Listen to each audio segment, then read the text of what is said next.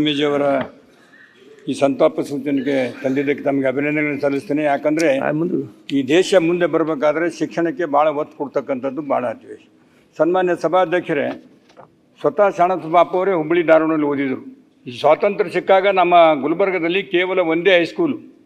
ವೀರೇಂದ್ರ ಪಾಟೀಲರಾಗಲಿ, ಧರ್ಮಸಿಂಗವರಾಗಲಿ, ಶಾಣಬಸಪ್ಪ ಅವರಾಗಲಿ ಎಲ್ಲರೂ ಹೊರಗಡೆ ಓದಿ ಬಂದಿರತಕ್ಕಂಥದ್ದು. ಅಂಥದ್ರಲ್ಲಿ 1934ರಲ್ಲಿ ಏನು 12ನೇ ಶತಮಾನದಲ್ಲಿ ಬಸವಣ್ಣವರು ಸ್ತ್ರೀ ಸಮಾನತೆ ತರಬೇಕು, ಸ್ತ್ರೀಯರಿಗೆ ಒತ್ತು ಕೊಡ್ಬೇಕಂತಕ್ಕಂಥ ಉದ್ದೇಶ ಅಪ್ಪ ಅವರು ಹೆಣ್ಣು ಮಕ್ಕಳ ಶಾಲೆ ತೆಗೆದು ಅದು ಇವ್ರು ಬಂದ ಮೇಲೆ ಅಂತೂ ಟಾಂಗಾಗೊಂದು ಮನೆಗೆ ಕಳಿಸಿ ಟಾಂಗಾದಲ್ಲಿ ಹೆಣ್ಮಕ್ಳಿಗೆ ಕರ್ಕೊಂಡ್ಬಂದು ಮತ್ತು ಶಾಲೆಯಲ್ಲಿ ಬಿಟ್ಟ ನಂತರ ಅವ್ರ ಮನೆಗೆ ಬಿಟ್ಟು ಬರ್ತಿದ್ರು. ಈ ರೀತಿ ಹೆಣ್ಣು ಮಕ್ಕಳಿಗೆ ಉತ್ತೇಜನ ಕೊಟ್ಟಿರ್ತಕ್ಕಂಥ ಪರಮ ಪೂಜ್ಯ ಶರಣಬಸಪ್ಪ ಅಪ್ಪ ಅವರು ನಮ್ಮನ್ನು ಅಗಲಿದ್ದಾರೆ. ನಮ್ಮಲ್ಲಿ ದೊಡ್ಡ ಶಿಕ್ಷಣ ಕ್ರಾಂತಿಯನ್ನು ಮಾಡಿದ್ದಾರೆ. ವಿಶ್ವವಿದ್ಯಾಲಯ ಅವರಿಂದ ಸ್ಥಾಪನೆ ಆಗಿದೆ. ಕರ್ನಾಟಕ ಸರ್ಕಾರ ಕೂಡ ಅವರಿಗೆ ರಾಜ್ಯೋತ್ಸವ ಪ್ರಶಸ್ತಿ ಕೊಟ್ಟಿದೆ ಮತ್ತು ಡಾಕ್ಟರೇಟ್ ಪದವಿಯನ್ನು ಕೊಟ್ಟಿದೆ. ಅವರ ಶ್ರೀಮತಿ ದಾಕ್ಷಾಣಿ ಅಮ್ಮವರಿಗೂ ಕೂಡ ನಮ್ಮ ಬಿಜಾಪುರ ವಿಶ್ವವಿದ್ಯಾಲಯ ಅವರಿಗೂ ಕೂಡ ಒಂದು ಡಾಕ್ಟರೇಟ್ ಪದವಿ ಕೊಟ್ಟಿದ್ದಾರೆ.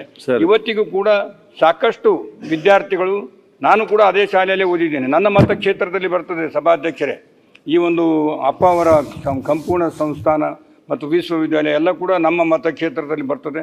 ಇವತ್ತು ಕಲಬುರಗಿ ಜನ ಅಲ್ಲ, ಹೈದರಾಬಾದ್, ಕರ್ನಾಟಕ, ಇಡೀ ಕರ್ನಾಟಕ ರಾಜ್ಯದಲ್ಲಿ ಒಬ್ಬ ಶಿಕ್ಷಣ ದಾಸೋಹ ಅಂತ ಹೇಳಿ ಅಳಗುಂಡಿಗೆ, ಜೇವರ್ಗಿ ತಾಲೂಕು ಅಂತ ಅಳಗುಂಡಿಗೆ ಅಧ್ಯಕ್ಷರೇ, ಅಳಗುಂಡಿಗೆಯಲ್ಲಿ ಒಂದೇ ಪೀಠಾಧಿಪತಿಗಳು ಬಿಟ್ಟು ಬರುವಾಗ ಒಂದು ದೀಪ ಹಚ್ಚಿ ಬಂದರಲ್ಲಿ ಜೇವರ್ಗಿ ತಾಲೂಕು ಅಳಗುಂಡಿಗೆಯಲ್ಲಿ. ಆ ದೀಪ ಇವತ್ತಿನೂ ಕೂಡ ಉರಿತದೆ ಅಧ್ಯಕ್ಷರೇ. ಆ ದೀಪ ಇವತ್ತಿನೂ ಕೂಡ ಅಳಗುಂಡಿಗೆ ಅವರ ಹುಟ್ಟೂರು, ಅಲ್ಲಿ ಹಚ್ಚಿರ್ತಕ್ಕಂಥ ದೀಪ ಇವತ್ತಿನೂ ಕೂಡ ಉರಿತಾ ಇದೆ. ಇಲ್ಲಿ ಕೂಡ ಏನಪ್ಪ ಅಂದ್ರೆ ದಾಸೋಹದ ಜೊತೆಗೆ ಶಿಕ್ಷಣ ದಾಸೋಹವನ್ನು ಮಾಡಿರ್ತಕ್ಕಂಥದ್ದು. ಆಗಿನ ಕಾಲದಲ್ಲಿ ಬಿಟ್ಟು ಬರುವಾಗ ಒಬ್ಬ ರೈತ ಆತ್ಮಹತ್ಯೆ ಮಾಡ್ಕೊಳ್ತಕ್ಕಂಥ ಸಂದರ್ಭದಲ್ಲಿ ಅವನಿಗೆ ಕರೆಸಿ ಅವನಿಗೆ ತಿಳಿ ಹೇಳಿ ಆತ್ಮಹತ್ಯೆ ಮಾಡ್ಕೊಂಬೇಡ ಅಂತ ಹೇಳಿರ್ತಕ್ಕಂಥ ಪುಣ್ಯಾತ್ಮ. ಈ ಸಮಾಜಕ್ಕೆ ಅಪಾರವಾಗಿರ್ತಕ್ಕಂಥ ಕೊಡುಗೆ ಕೊಟ್ಟಿರ್ತಕ್ಕಂಥ ಇವರಿಗೆ ದಯಮಾಡಿ, ಮತ್ತು ಇವರು ಹಿಂದೂ ಮುಸ್ಲಿಂ ರಾಷ್ಟ್ರೀಯ ಭಾವೈಕ್ಯತೆ ಸಂಪೇತ ಬಗ್ಗೆ ಮಾತನಾಡ್ತಾರೆ. ಅಲ್ಲಿ ಬಂದವರು ಶರಣಬಸವೇಶ್ವರ ಜಾತ್ರೆ ಮತ್ತು ಖಾಜೆ ಬಂದೆ ನವಾಜಿಗೆ ಎರಡೂ ಕಡೆ ಹೋಗಿ ಬರ್ತಕ್ಕಂಥದ್ದು ಒಂದು ಪದ್ಧತಿ ಇದೆ.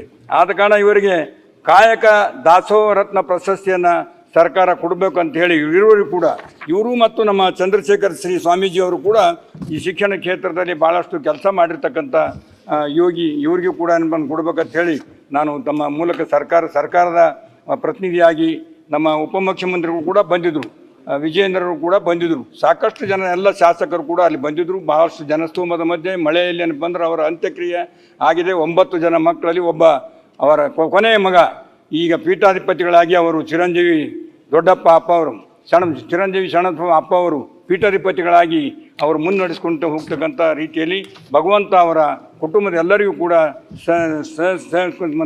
ಶಕ್ತಿ ಕೊಡಲಿ ಅಂತ ಹೇಳಿ ಆ ಭಗವಂತನಲ್ಲಿ ಪ್ರಾರ್ಥನೆ.